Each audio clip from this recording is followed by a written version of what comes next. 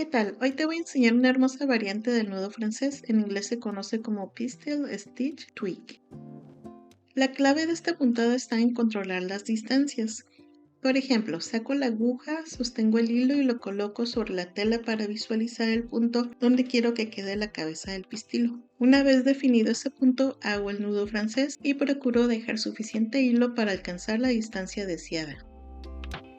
Introduzco la aguja y sin soltar el hilo voy jalando desde la parte posterior de la tela. El momento exacto para soltarlo es cuando observes que el bucle se va haciendo más pequeño. Ahora realizo el siguiente pistilo ligeramente por debajo del anterior.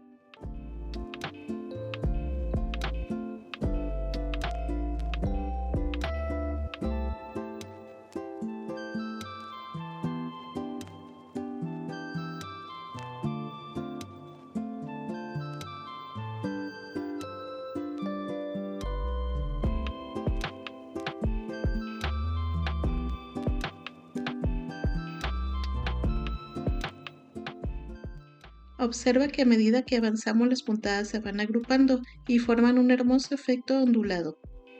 Puedes variar ligeramente el largo o la dirección de algunas puntadas para crear más movimiento y conseguir diferentes resultados.